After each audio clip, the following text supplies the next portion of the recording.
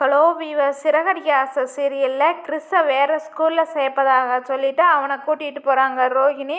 மறுபக்கம் பார்த்தீங்கன்னா முத்துவும் மீனாவும் கிறிஸ் பார்ட்டியை தேடி அலையிறாங்க. அதே போல் சீதா ஃபேமிலி ட்ரிப் போவதாக சொல்லிட்டு ஒட்டுமொத்த குடும்பமும் கிளம்புறாங்க. அந்த நேரத்தில் முத்து மேலே உள்ள ஈகோவால் அவரை வச்சு செய்கிறாங்க அருண்.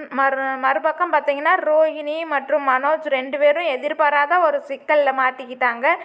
மனோஜ் ஸ்டோர் ரூமில் முன்னதாக வேலை பார்த்துக்கிட்டு இருந்தாங்களே ராஜா ராணி, அவங்க தான் பணத்தை திருடிட்டாங்கன்னு அவங்க மேலே கம்ப்ளைண்ட் கொடுத்துருந்தாங்க.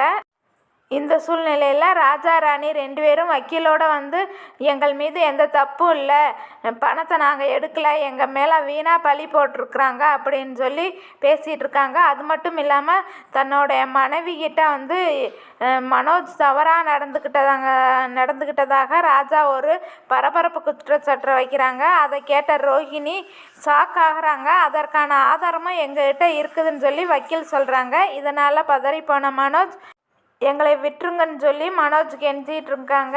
இதை இப்படியே விட வேண்டும்னா நாங்கள் எடுத்ததாக சொன்ன காசை நீங்கள் எங்களுக்கு கொடுக்கணும்னு சொல்லி டீல் பேசுகிறாங்க. இந்த டீலுக்கு ஒத்துக்கிட்ட மனோஜ் ரோஹிணி ராஜா ராணிக்கு 3 லட்ச ரூபா பணம் கொடுக்க வேண்டிய சூழ்நிலை உண்டாயிருச்சு. மனோஜ் அந்த பெண்ணிடம் தவறாக நடந்து கொண்டாரா, எப்போது அது நடந்தது, என்ன ஆதாரம் அவங்கக்கிட்ட இருக்குது என பல கன்ஃபியூஷன் ரோஹிணிக்கு மட்டும் இல்லை ரசிகர்களுக்கு இருக்குது. இதுக்கெல்லாம் விட இனி வரும் எபிசோடுகள் கிடைக்கும் என எதிர்பார்க்கப்படுகிறது. இந்த விவகாரத்தில் மனோஜ் பண்ணின தில்லுமுள்ளு வேலையும் வெளிவர வாய்ப்பு இருக்குது. இதனை பொறுத்திருந்து பார்க்கலாம்.